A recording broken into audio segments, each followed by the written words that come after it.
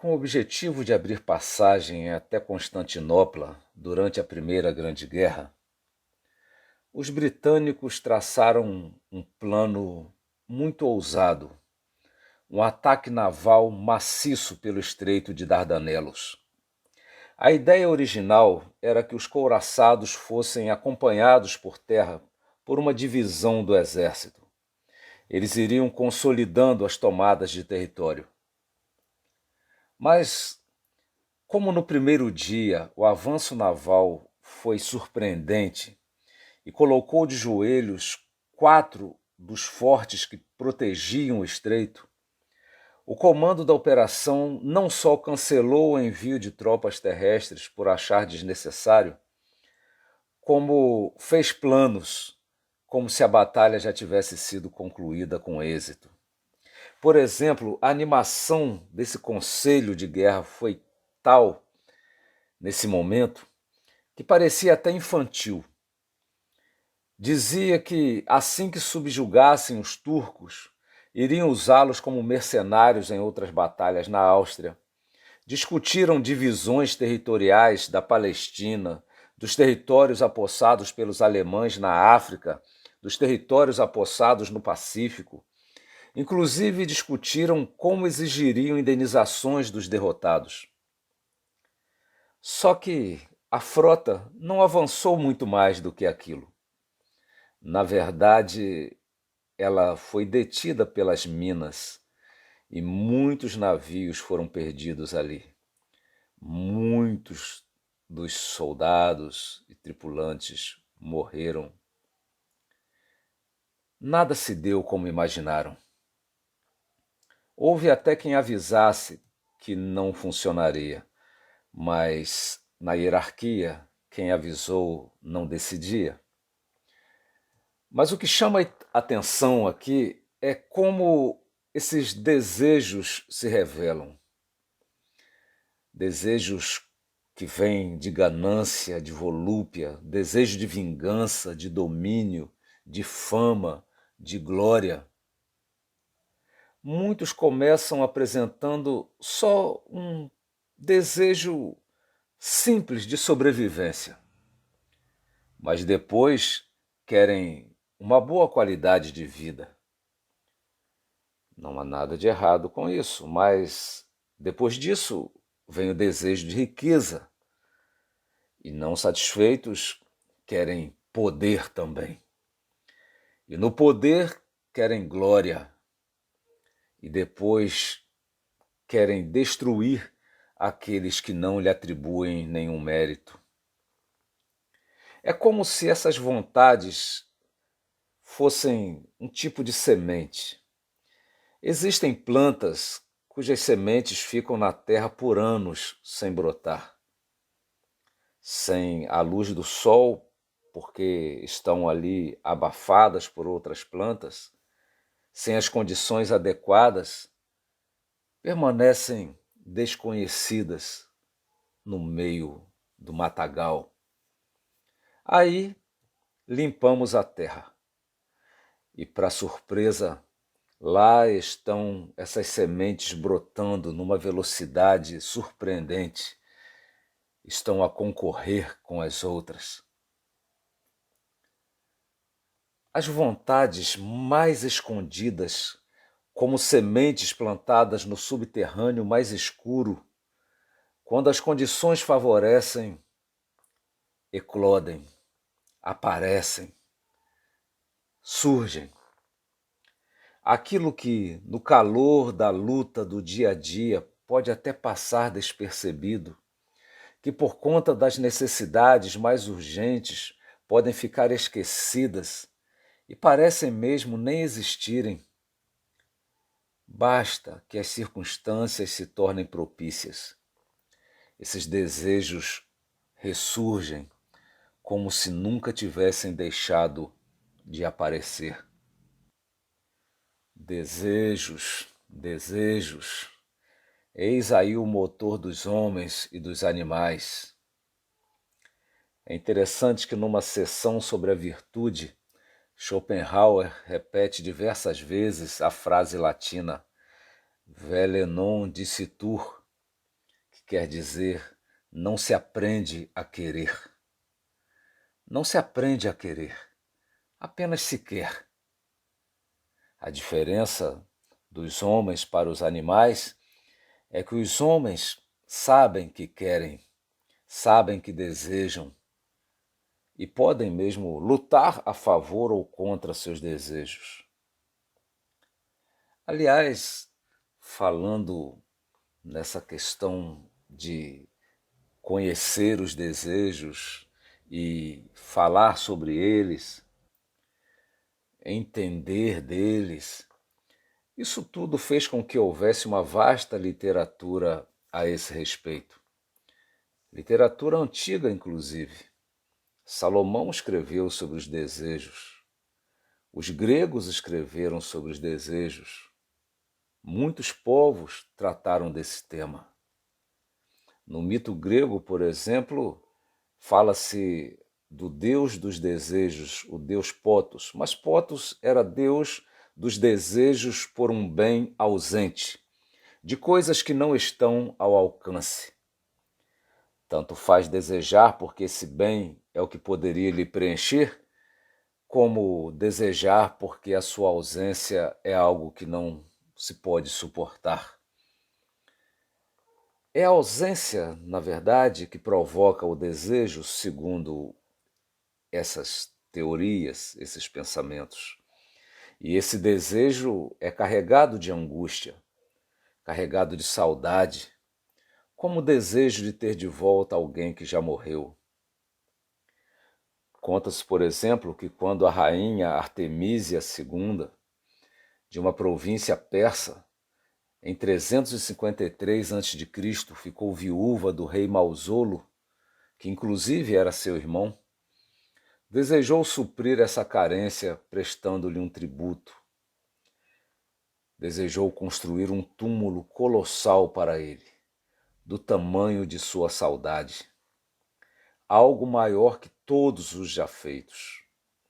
Ela trouxe da Grécia os mais talentosos arquitetos, escultores e artesãos, entre eles aqueles que haviam construído o templo da deusa Ártemis, também conhecida pelo nome de Diana, em Éfeso.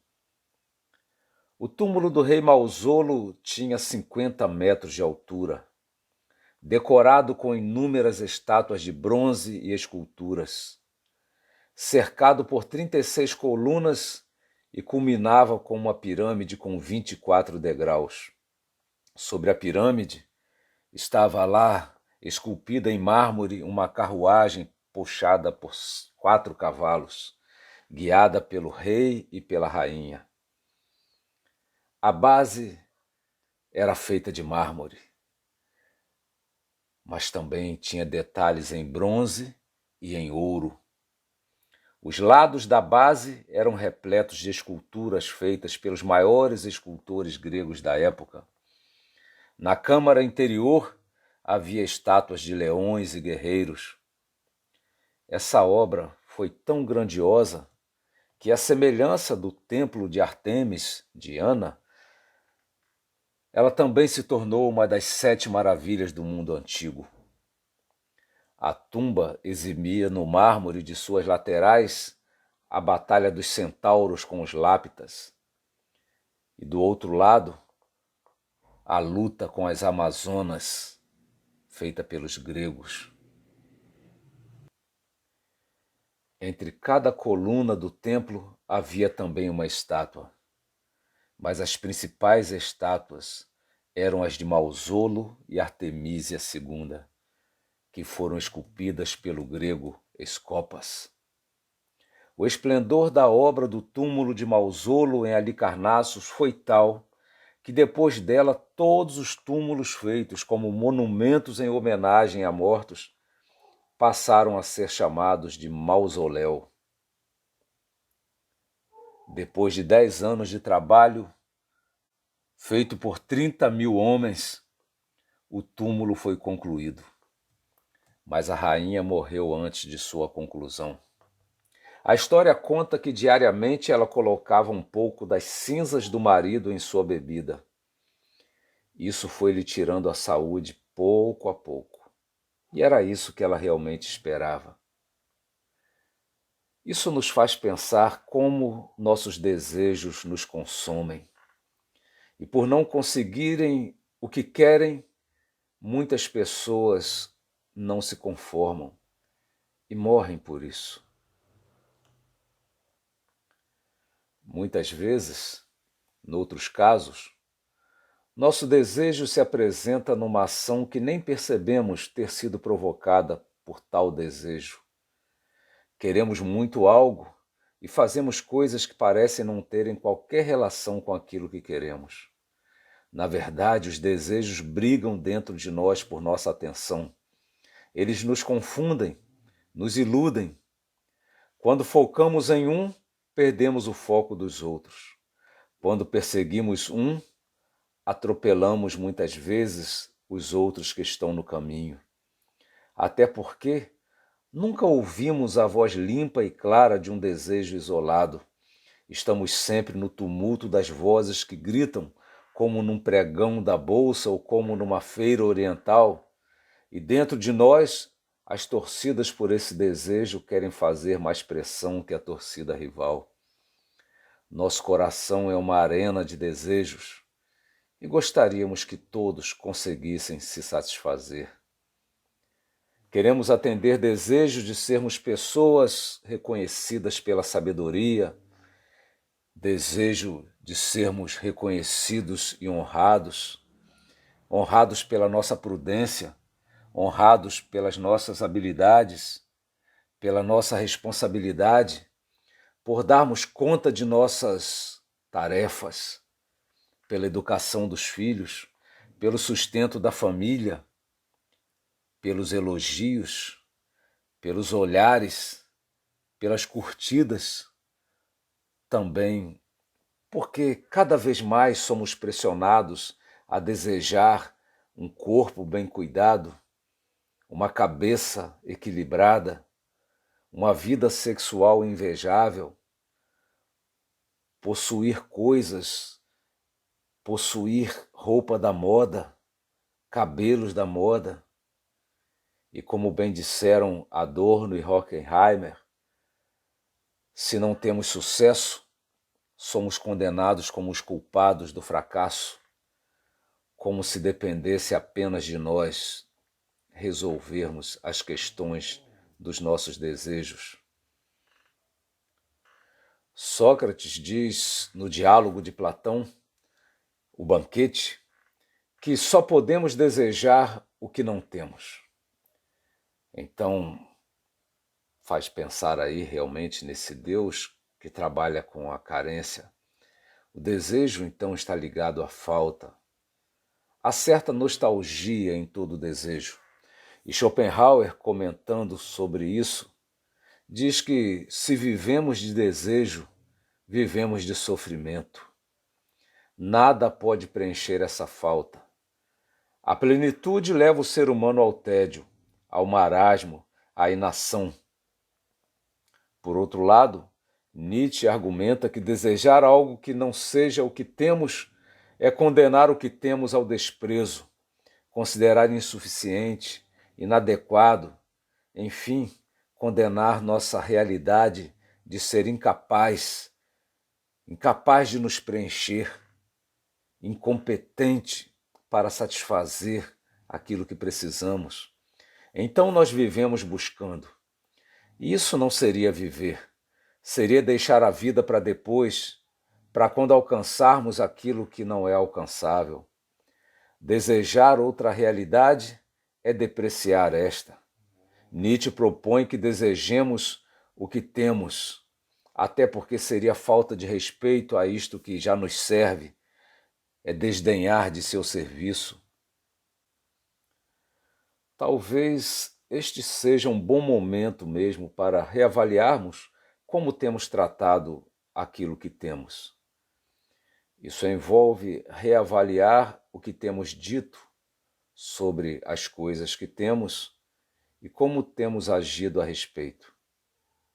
Não é raro tratarmos as pessoas ao nosso redor como inferiores àquelas que sequer nos querem perto, aquelas que sequer existem, porque imaginamos como elas são e elas não são aquilo que imaginamos.